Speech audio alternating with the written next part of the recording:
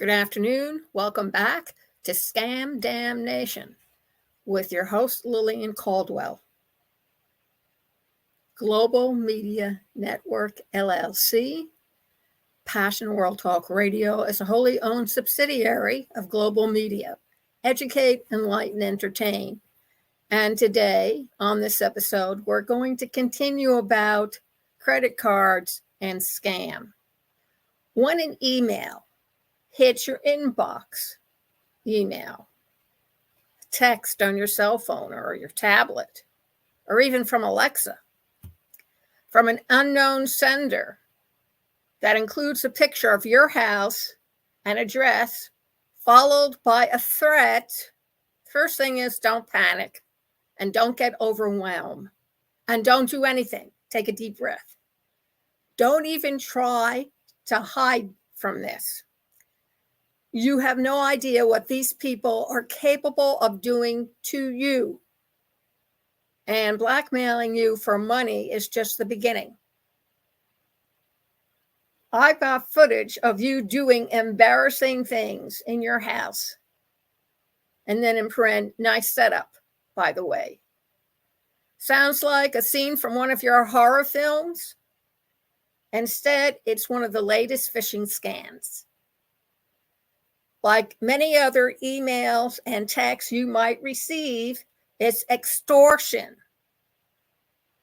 And it uses specific personal information to deceive people into sending them money. The email emotionally takes over and convinces people the hacker knows more about them and that they must exchange payment. In other words, you have to pay because you're being blackmailed emotionally, or use Bitcoin in order to keep their information safe. No, big red flag. Don't do it. Jamie Becklin said, I received a PDF over email that included my address and photos of the address and made outrageous claims about my private behavior and claimed to have video documentation captured from spyware on my computer. He is a chief product officer at a tech company, API Context. He told HuffPuff. The scammer threatened to release the video if I didn't pay them via Bitcoin. If you receive this in your email, here are the steps you take to figure out if it's a scam so you can protect yourself or the real McCoy. First thing you do is confirm the house and street imagery on Google Maps. Hey, it may not be yours. Many phishing, PHISHINGS emails are often riddled with grammatical errors and poor formatting, which makes them easier to identify. However, this scam, which includes images of people's homes, is a newer, darker twist to it. You might be asking yourself, how exactly was the scammer able to identify your house address? According to Al Iverson, a cyber expert and industry research and community engagement lead at a software company, Valimail, VALIMAIL, the senders likely found your address from a prior data breach that leaked personal data and then use a Google Map photo to put it all together. I know, I was breached with Experian, which is a report credit company. All my social security and personal information gone with the wind. Becklin was able to confirm this as a scam by comparing the image in the PDF to the Google Map street view of his house. Most images in these scams are pulled from online sources, so he recommends that people check to see if the image was copied from the internet. If so, it's not legitimate, folks. You're going to examine the email address and check for legitimacy. Everson recommended checking the email address legitimacy whenever you receive any correspondence from unknown users. Check whether the sender's email domain matches the official organization's website, he gave as an example. Also, if using Gmail, look for show original message and review, capital S, capital P, capital F, capital D, capital K, capital I, capital M, and capital D, capital M, capital A, R, C results. These are essentially methods that verify the emailer's domain to prevent spam, phishing attacks, and other email security risks.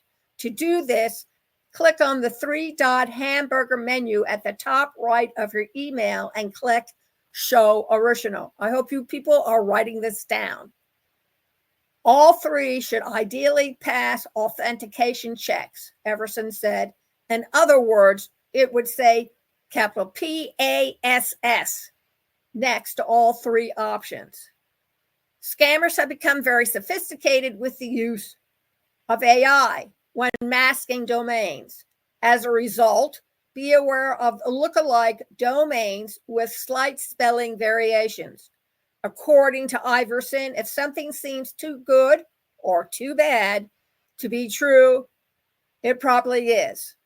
Another thing is to keep an eye out for a scammer who sends a message from your own email address. Oftentimes, they are just spoofing your email address in the from address header.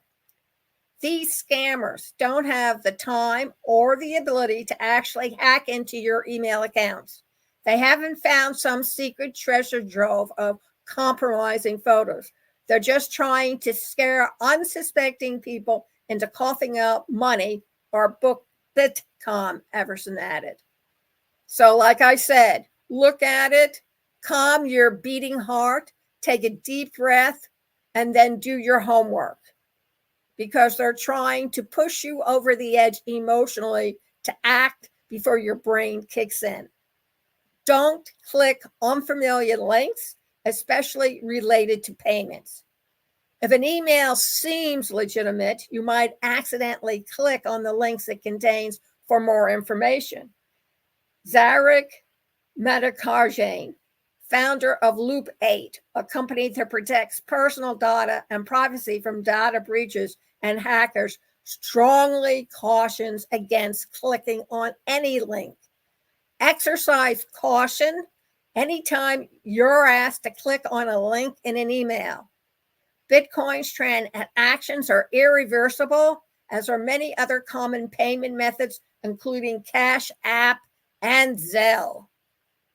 Further, scams that demand remuneration should be reported to the Federal Trade Commission by filing a report online or by phone.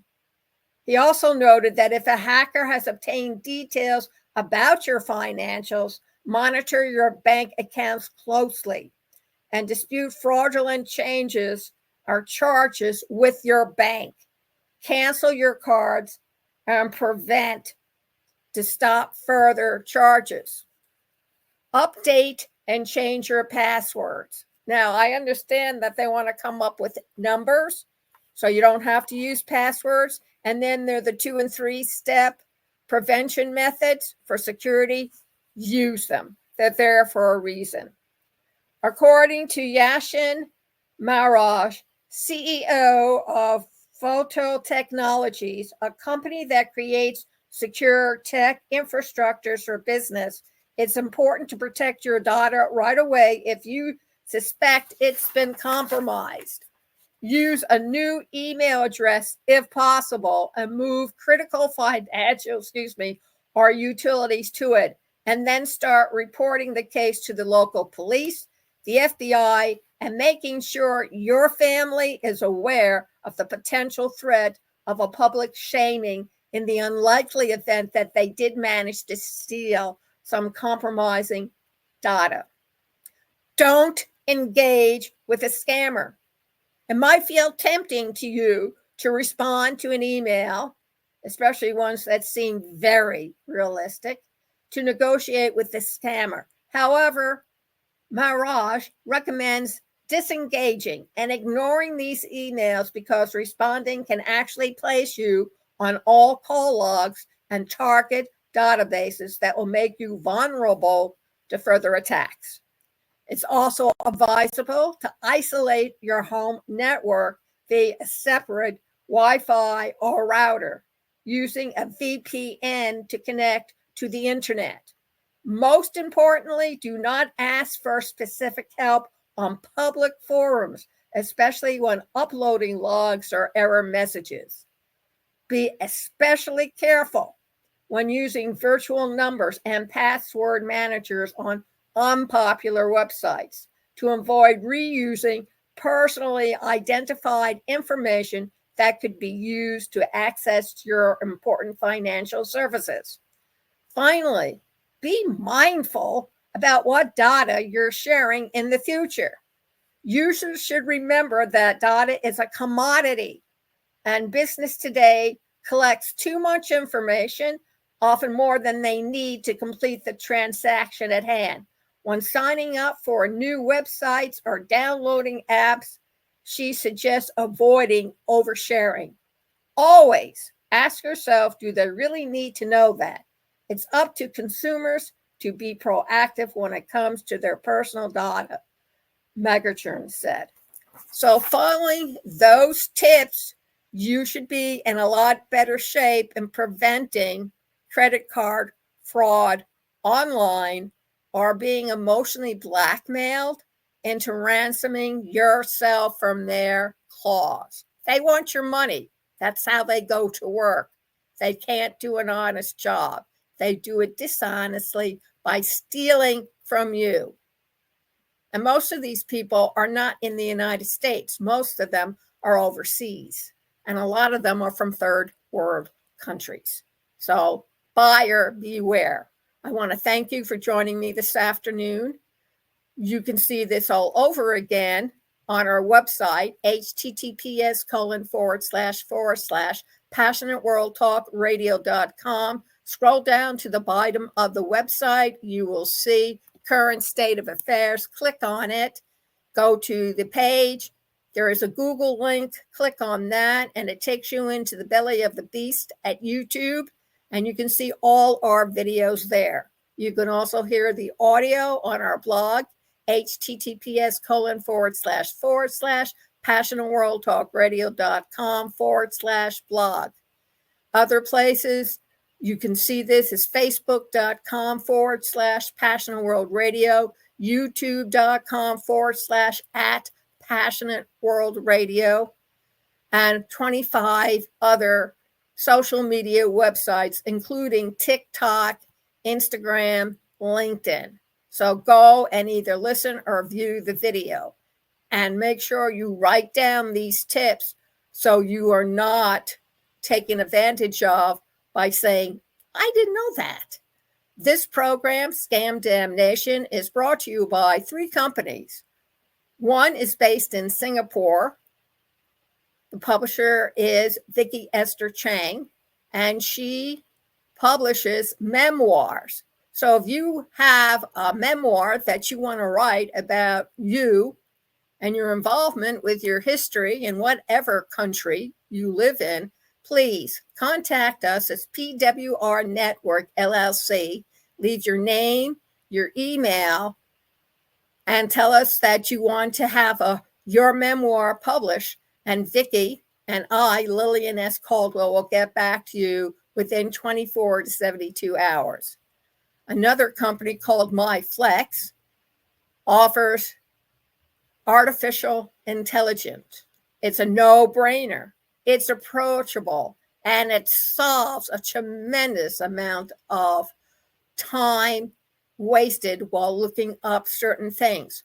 Check it out. http://AI-with-Lillian.com. Sign up for a monthly subscription starting at $25 and ending at $100. Become an influencer. And also by PWR Talk Radio. The Obstacles of Podcasting. Take a 2-month course, an hour every single day, interactive. Check it out. https://education.passionatworldtalkradio.com/masterclass.